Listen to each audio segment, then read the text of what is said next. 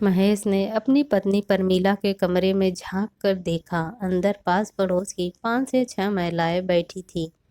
न केवल परमीला का हालचाल पूछने बाकी थी, बल्कि उसे इसलिए भी बतिया रही थी कि उसकी दिलोजई होती रहे। जब परमीला पैरालाइज की शिकार हुई थी, मोहल्ले के जान पहचान वालों ने अपना यह रोज का क्रम बना लिया था। 4 से 5 की टोलियों में सुबह से शाम तक उसका मन बहलाने के लिए उसके पास मौजूद रहते थे। पुरुष नीचे बैठक में महेश के पास बैठ जाते थे और औरतें ऊपर परमीला के कमरे में फर्श पर बिछी दरी पर विराजमान रहती थीं। वे लोग परमीला एवं महेश की प्रत्येक छोटी बड़ी जरूरतों का ध्यान रखते थे।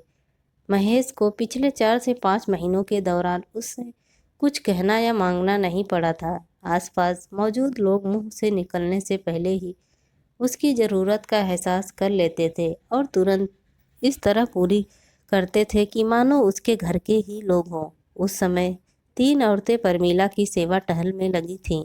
स्टोव पर पानी गर्म कर रही थीं ताकि उसे रबर की थैली में भरकर परमीला के सुन्न अंगों का सेक किया। कमरे में झांकने से पहले ही महेश ने सुना था कि परमीला वहां बैठी महिलाओं से कह रही थी, तुम देखना, मेरा माधव मेरी बीमारी का पत्र मिलते ही दौड़ा दौड़ा चला आएगा। लाठी मारे से पानी जुदा थोड़े नहीं होता है। माँ का दर्द उसे नहीं आएगा तो किसको आएगा। मेरी यह दशा देख वह मुझे पीठ पर उठाएगा फिरेगा, तुरंत मुझे दिल्ली ले जाएगा और बड़े से बड़े डॉक्टर से मेरा इलाज कराएगा। महेश के कमरे में घुसते ही वहाँ मौन छा गया था। कोई महिला दबी जबान से बोली, चलो खिसको यहाँ से निठल्लियों, मुंशी जी चाची जी से कुछ ज़रूरी बातें करने आए हैं। देखते देखते वहाँ बैठी स्त्रियाँ उठकर कमरे से दूसरे दरवाजे से निकल गईं। महेश ऐनक ठीक करता हुआ परमीला के पलंग के समीप पहुँचा। उसने बिस्तर पर लेटी हुई परमीला को ध्यान से देखा। शरीर के पूरे बाएं भाग पर पैरालाइज का असर हुआ था। मुंह पर भी हल्का सा टेढ़ापन आ गया था और बोलने में जीभ लड़खड़ाने लगी थी। महेश परमीला से आंखें चार होते ही जबरदस्ती मुस्कुराया था और पूछा था, नए इंजेक्शनों से कोई फर्क पड़ा? हाँ जी, दर्द बहुत कम हो गया है, परमीला ने लड़खड़ाती आवाज़ में जवाब दिया था और बाएं हाथ को थोड़ा उठाकर बताया था, यह देखो, अब तो मैं हाथ को थोड़ा हरकत दे सकती हूँ। पहले तो दर्द के मारे जोर ही नहीं दे पाती थी और टांग यह तो बिल्कुल पथरा गई है। जाने कब तक मैं यूं ही अपंगों की तरह पलंग पर पड़ी रहूंगी। बीमारी आती हाथी की चाल से है और जाती चींटी की चाल से है।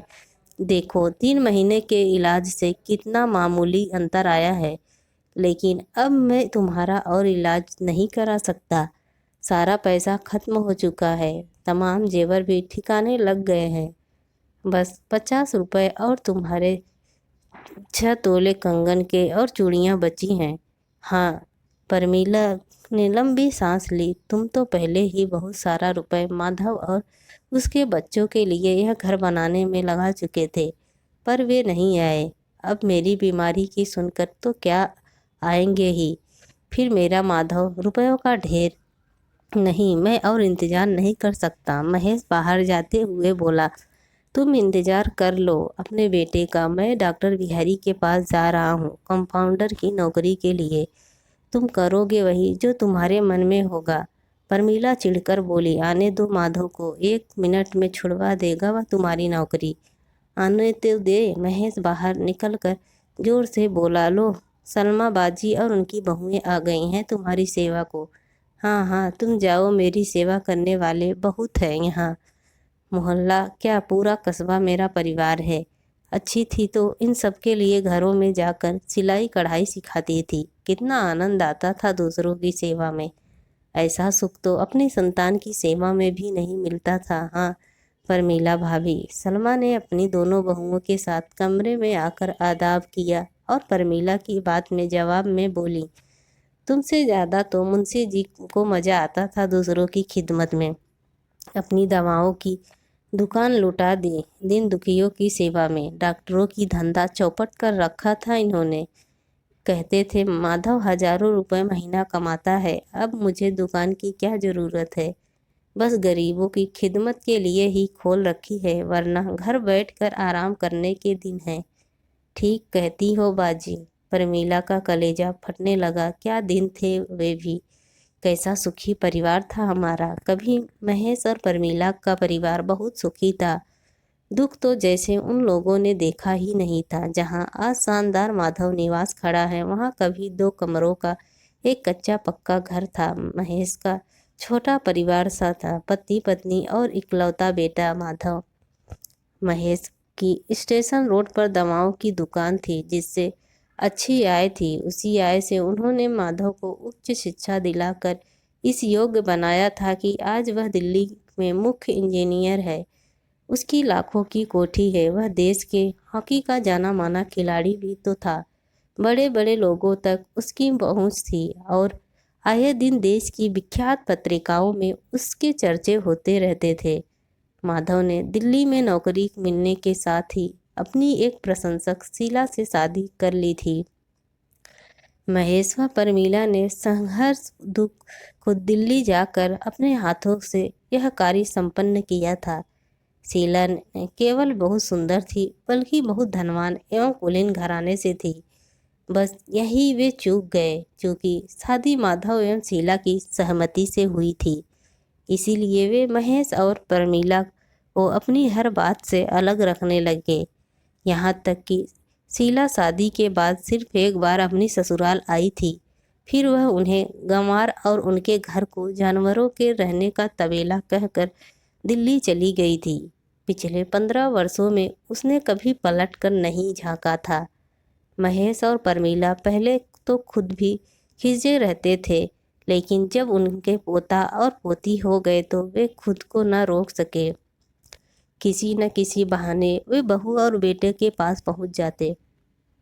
माधव और शीला उनका स्वागत करते, उन्हें पूरा मान सम्मान देते, लेकिन 2-4 दिन बाद वे अपने बड़प्पन के अधिकारी का प्रयोग शुरू कर देते।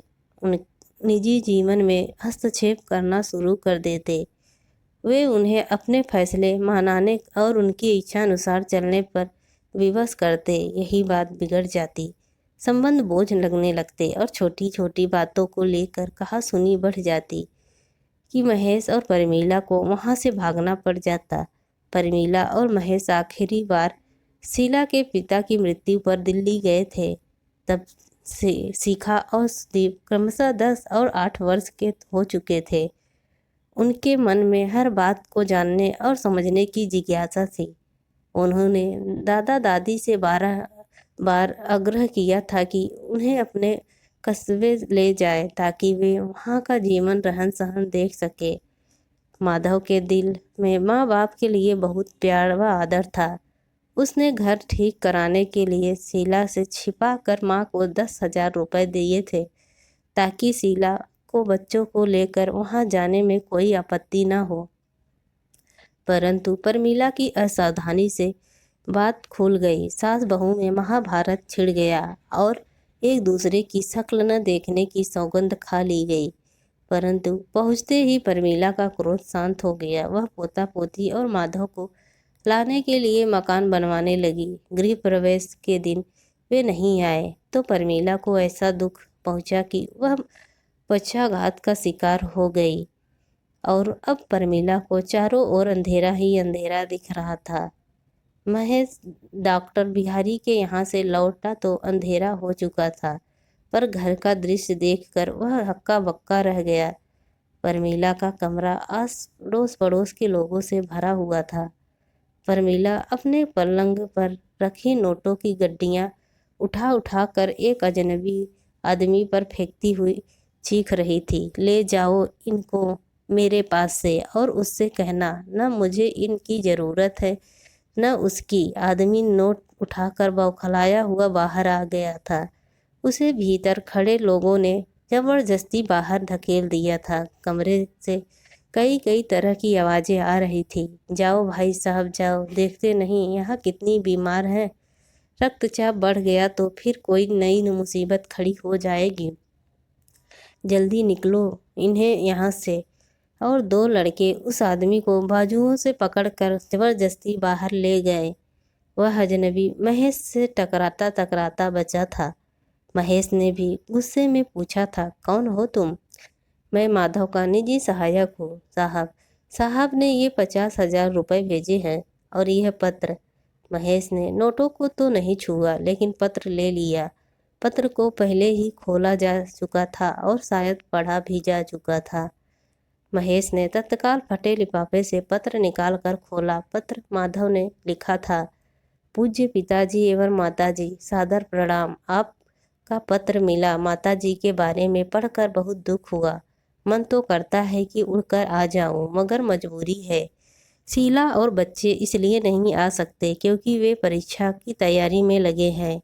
मैं एशियाड के कारण इतना व्यस्त हूँ कि दम लेने की भी फुर्सत नहीं है।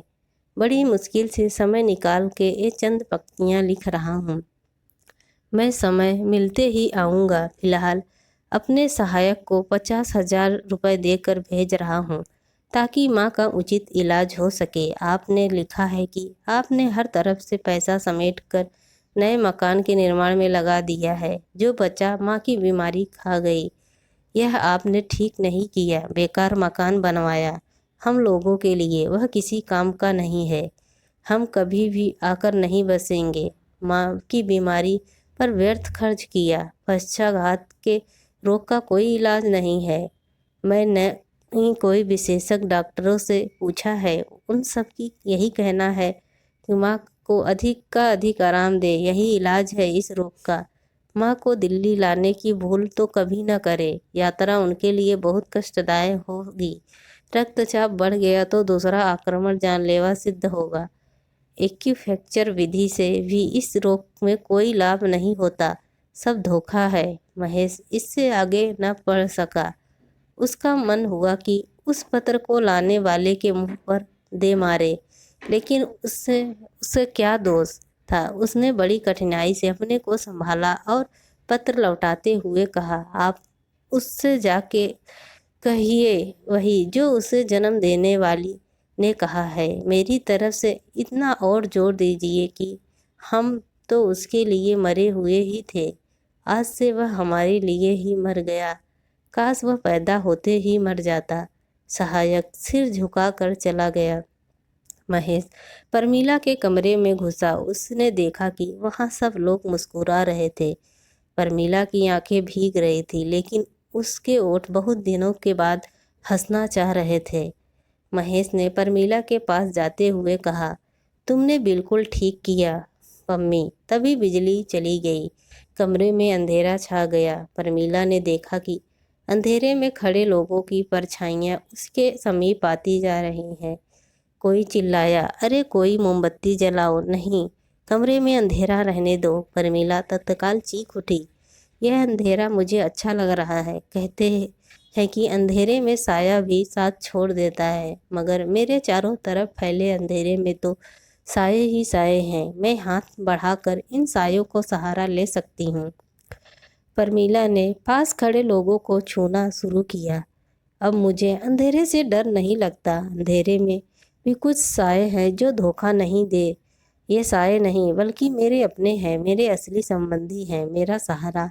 यह तुम हो न जी? हाँ मम्मी, यह मैं हूँ।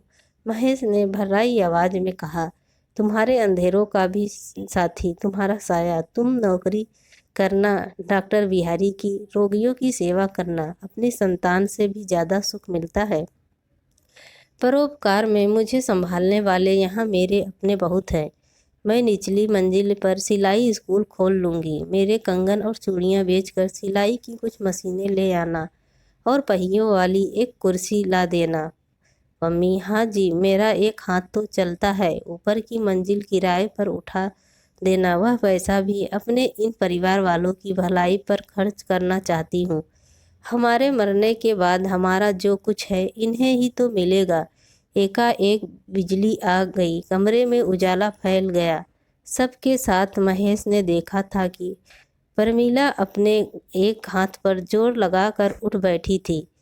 इससे पहले वह सहारा देने पर ही बैठ पाती थी। महेश ने खुशी से छलकती आवाज़ में कहा, मम्मी, तुम तो बिना सहारे के उठ बैठी हो। हाँ, इंसान के झूठे सहारे ही बेसहारा करते हैं। मैं इस आशा में पड़ी रही, कोई आएगा मुझे अपनी पीठ पर उठाकर ले जाएगा और दुनिया के बड़े से बड़े डॉक्टर से मेरा इलाज कराएगा। मेरा यह झूठा सहारा खत्म हो चुका है। मुझे सच्चा सहारा मिल चुका है, अपनी हिम्मत का सहारा। फिर मुझे किस बात की कमी है? मेरा इतना बड़ा परिवार जो खड़ा है यहाँ, जो जरा से पुकारने पर दौड़कर मेरे चारों ओर इकट्ठा हो जाता है। यह सुनकर महेश की छलछलाई आंखें बरस पड़ी। उसे रोता देखकर वहाँ खड़े लोगों की आंखें भी गीली होने लगी। महेश आंसुओं को पोंछते हुए सोच रहा था, ये कैसे दुख है जो बूंद बनकर मन की सीप में टपकते हैं और प्यार व त्याग की गर्मी पाकर खुशी से मोती बन जाते हैं। दोस्तों, आप सबको यह स्टोरी कैसी लगी? प्लीज़ कमेंट करके ज़रूर बताएं। मेरे चैनल को लाइक एंड सब्सक्राइब